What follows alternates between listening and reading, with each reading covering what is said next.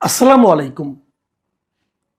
প্রিয় দর্শক, অনেক পুরনো একটা আমার নিজস্ব জীবনের একটা ব্যক্তিগত একটা ঘটনা দিয়ে বরং শুরু করি। এটা আমার নিজের ঘটনা না। আমি সে সময় যে জায়গায় চাকরি করতাম সেই অফিসের নিউজ সংক্রান্ত একটা ঘটনা। এটা ২০০১ সালের শুরুর দিকের কথা বলছি। আওয়ামী লীগের শেষ সময়, আওয়ামী লীগ সরকার তখন ছিল ক্ষমতায়, শেষ সময় ২০০১-এর অক্টোবরের দিকে নির্বাচন হবে।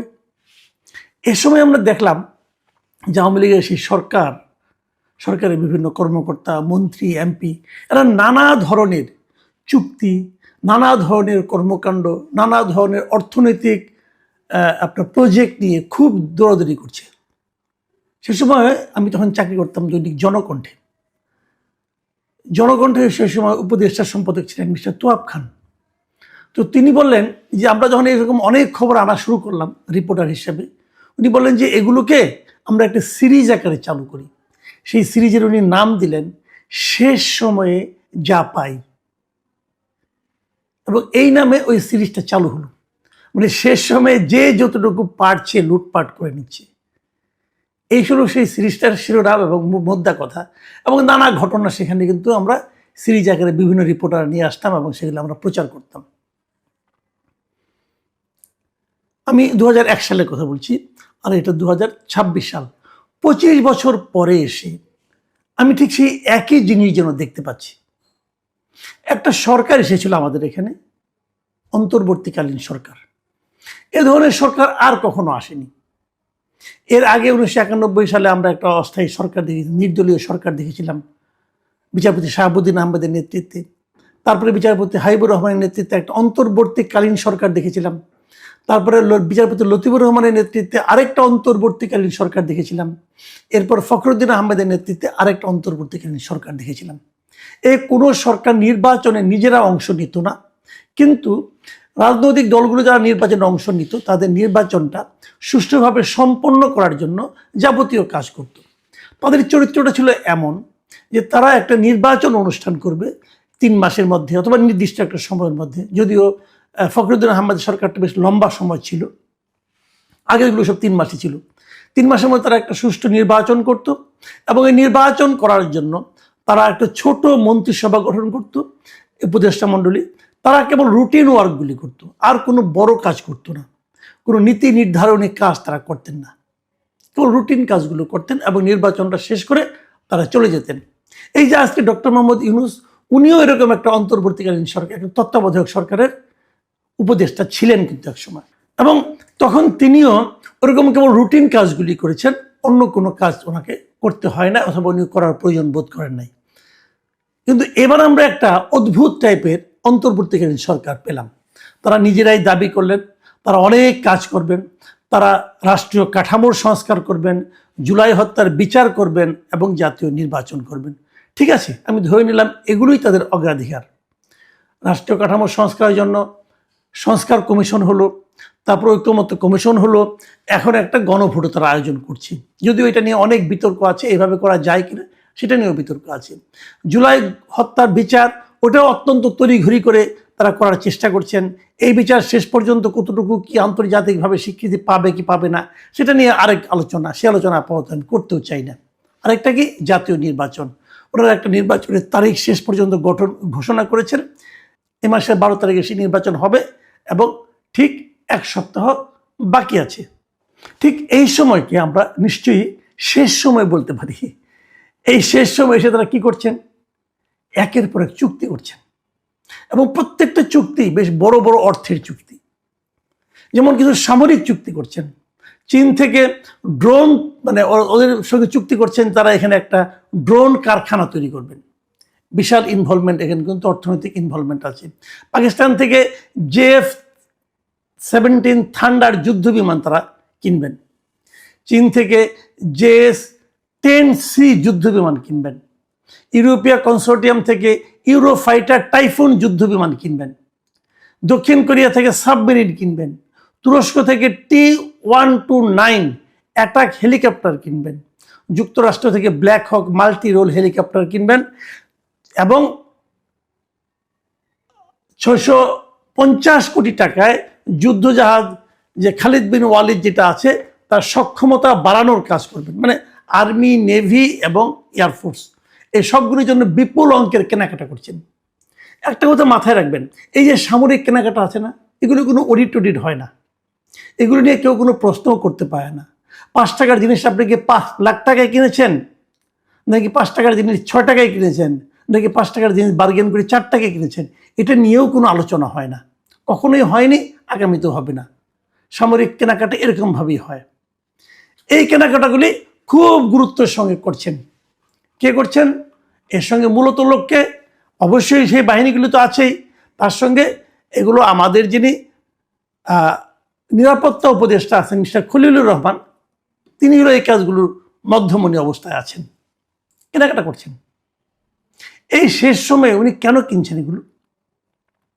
এই যে শেষ সময় উনি কিনছেন, এটা পরবর্তী যে সরকার আসবে তারা কি এটা মানবে? তারা কি এটা কন্টিনিউ করবে? মানে উনি চুক্তি করে যাচ্ছেন আর কি, এটা নিয়ে কিন্তু প্রশ্ন আছে। হয়তো উনি বলবেন আমি চুক্তি করলাম, আমি আমার কমিশন পেয়ে গেলাম, চলে গেলাম, শেষ, আলোচনা শেষ, আগামীতে যে আসবে সে বুঝবে। এগুলি কি এভাবে হবে? দেখুন, এই বিষয়টা নিয়ে খলিল সাহেবকে জিজ্ঞাসা করা হয়েছিল। আজকে উনি পররাষ্ট্র মন্ত্রণালয়ে গিয়েছিলেন, ওখান থেকে যখন বের হন তখন সাংবাদিকরা ওনাকে জিজ্ঞাসা করেছিলেন যে সরকারের শেষ মুহূর্তে এই যে প্রতিরক্ষা চুক্তিগুলি করছেন এটা কেন? উনি কি বলেছেন জানেন? উনি বলেছেন এটা চলমান প্রক্রিয়া, মানে এটা অনেক দিন ধরে চলছিল, এই প্রক্রিয়ার মধ্যে চলছে, এটা কোনো সমস্যা নেই। সাংবাদিকরা তাকে পাল্টা প্রশ্ন করেছিল, যদি আগামী সরকার যারা আসবেন তারা যদি এই চুক্তিগুলিকে বাতিল করে দেন, চুক্তিগুলিকে তারা যদি কন্টিনিউ না করেন তাহলে কি হবে? উনি কি বললেন? উনি কিন্তু কোনো জবাব দেননি, উনি প্রশ্নটা এড়িয়ে গেছেন এভাবে, যেটা অনুমান নির্ভর প্রশ্ন হতে পারে। অনুমান নির্ভর প্রশ্ন, অনুমান নির্ভর প্রশ্ন মানে কি? সেখানে একটা সম্ভাবনা আছে, আপনি সেই সম্ভাবনাটা জবাব দেন। উনি কোনো জবাব দেননি, কারণ আসলে ওনার কাছে কোনো গ্রহণযোগ্য জবাব নেই। কেবল এই অন্তর্বর্তীকালীন সরকারই না, রেগুলার গভর্নমেন্ট যখন সারা দুনিয়াতে যখন একটা রেগুলার গভর্নমেন্ট হয়, যখন তারা নির্বাচনের ডেট ঘোষণা করে, যখন তারা শিডিউল মানে নির্বাচনী প্রক্রিয়া শুরু করে, তখন সাধারণত ওই যে গভর্নমেন্টে বিদায় নেবে সেই গভর্নমেন্টে কোনো ধরনের বড় চুক্তিতে যায় না, আন্তর্জাতিক চুক্তিতে তো যায়ই না। আর এটাকে রেগুলার গভর্নমেন্টও না, জনগণের ম্যান্ডেট বিহীন একটা গভর্নমেন্ট, তারা এখনই এরকম হাজার হাজার কোটি টাকার চুক্তি করা শুরু করেছেন। কেবল এটাই না, আপনারা দেখেছেন এই 1.5 বছরের সরকার, যে সরকারের বয়স আয়ু মাত্র 1.5 বছর, তারা 32 বছর, 30 বছর, 20 বছর মেয়াদি বন্দরকে দিয়ে দিচ্ছেন, বন্দর চুক্তি করছেন। সেই চুক্তি যদি আলটিমেটলি ফেল হয়, সেই চুক্তি যদি আমাদের জন্য ক্ষতিকর হয়, সেই চুক্তি যদি আমাদের জন্য অর্থনৈতিকভাবে বিশাল ক্ষতির কারণ হয়, আপনি কাকে ধরবেন? এই সবগুলো লোক তো বিদেশ চলে যাবে, এত সব বিদেশি লোক, বিদেশ থেকে ডক্টর ইউনূস তাদের আমদানি করে নিয়ে আসছেন। যদিও খলিলুর রহমান সাহেব বলেছেন, দাবি করেছেন উনি নাকি আমেরিকার নাগরিক না। যদি নাগরিক না হন, আসলে এটা নাগরিক হওয়া না হওয়া কিন্তু বড় ব্যাপার না, বড় ব্যাপার হলো উনি আমেরিকায় যে বৈধভাবে থাকতে পারবেন কিনা। উনি যদি না থাকতে পারেন তাহলে গত 2 দশকের বেশি সময় উনি আমেরিকায় ছিলেন কিভাবে? উনি যদি টোটালি আমেরিকা থেকে থাকার ওনার কোনো উপযুক্ততা না থাকে তাহলে কিভাবে ছিলেন ভাই? তো এইগুলো হলো জানেন, এগুলো হলো মানুষকে লোক দেখানো, না রকম অজুহাত, লেম এক্সকিউজ যাকে বলে, এগুলো দেখাচ্ছেন। দেখেন, এই খলিল সাহেব নিরাপত্তা উপদেষ্টা, মানে ওনার অবস্থান মন্ত্রীর পদমর্যাদা, মন্ত্রীর পদমর্যাদার একজন লোক, ওনাকে সর্বশেষে বিমানের পরিচালক পদে নিয়োগ দেওয়া হয়েছে। মানে বেসরকারি যে এভিয়েশন, সিভিল এভিয়েশন যে আছে, মিনিস্ট্রি আছে, সেই মিনিস্ট্রির একটা অঙ্গ প্রতিষ্ঠান হচ্ছে বাংলাদেশ বিমান, এবং সেই বিমানের যে পরিচালনা বোর্ড আছে সেই বোর্ডের উনি হয়েছেন মেম্বার, অথচ উনি একজন মন্ত্রী। কেন? ওখানে কি মজা ভাই? মজা হলো বিমান কিনতে হবে, বিমান কেনা নানা রকম প্রক্রিয়া এখন চলছে, এবং সেই প্রক্রিয়াগুলির সঙ্গে ওনার থাকা লাগবে। মানে মানুষের তো নির্লজ্জতার একটা সীমা আছে না, চক্ষুলজ্জা বলতে একটা বিষয় আছে, আমরা বুঝি না আমাদের এনারা কি করেন। ওনাকে এই প্রশ্নটা করা হয়েছিল যে আপনি এই একজন নিরাপত্তা উপদেষ্টা বিমানের পরিচালনা পর্ষদে কেন যুক্ত হলেন? এটা কি পৃথিবীর অন্য কোনো দেশে এরকম আছে? উনি জবাব দিলেন কি জানেন? শুনেন, ওনার জবাব হলো দুনিয়ার সব দেশে বিমান নাই। মানে এই জবাবটা আমার কাছে অসাধারণ লেগেছে।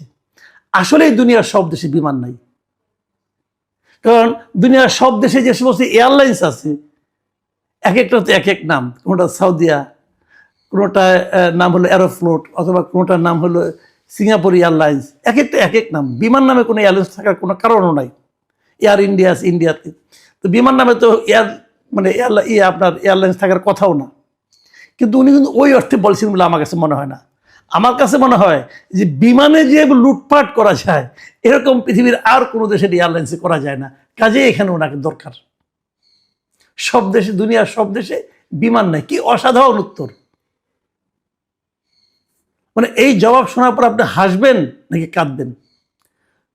আরো তো অনেক কথা আছে। দুনিয়ার কোনো দেশ, সব দেশে খলিলুর রহমান নাই, দুনিয়ার সব দেশে ডক্টর ইউনুস নাই, দুনিয়ার সব দেশে আপনার শেখ বশিরউদ্দিন নাই। নাই তো, ওনারাই তো এগুলো করেন। মানে কি বল, কার যে কোথায় লাইন বোঝা বড় কঠিন। কারণ বিমানে পরিচালনা পরিষদে আবার নির্বাচন কমিশনের যে সচিব আছেন ওনাকেও নেওয়া হয়েছে। এই ভদ্রলোক নির্বাচন কমিশনের সচিব। এই মুহূর্তে নির্বাচনটা হচ্ছে সবচেয়ে বড় কাজ। ওইখান থেকে এনে তাকে আবার এটার পরিচালনা পরিষদের মেম্বার করতে হবে কেন? খুঁজে দেখেন, সব রসুনের একটা তো গোড়া থাকে, গোড়াটা খোঁজা কিন্তু খুব একটা কঠিন না। তো এভাবে দেশ চলছে। এভাবে যাওয়ার আগে শেষ সময়ে কতটুকু পাওয়া যায় তার একটা প্রতিযোগিতা চলছে। আমরা জানি না আগামী সরকার এগুলোকে কিভাবে বিচার করবেন। তবে আমি আশা করব আগামী সরকার যেন এগুলো সিরিয়াসলি নেন। এবং সেই সঙ্গে এটাও আশা করব, ঢাকা উত্তর সিটি কর্পোরেশনের মেয়রের ক্ষেত্রে যা হয়েছে, উনি কিন্তু মেয়র, ওনাকে নিয়োগ দেওয়ার জন্য ওই সময়ের যে লোকাল গভর্নমেন্ট মন্ত্রী উপদেষ্টা ছিলেন আসিফ মাহমুদ সজীব নিজে চিঠি লিখেছেন যে ওনাকে আমি চিনি, উনি খুব ভালো, সার্টিফিকেট, ওনাকে মেয়র নিযুক্ত করা হোক। ওনাকে মেয়র নিযুক্ত করা হয়েছে এবং উনি এত দুর্নীতি করেছেন, দুদক এখন ওনাকে বলেছে যে তুমি দেশ ত্যাগ করতে পারবা না। আমি মনে করি এই যারা উপদেষ্টা পদমর্যাদা আছে, যত লোক আছে উপদেষ্টা, এই সবারই দেশ ত্যাগ করার একটা নিষেধাজ্ঞা আসা উচিত। প্রিয় দর্শক, এখন এই পর্যন্তই। আল্লাহ হাফিজ।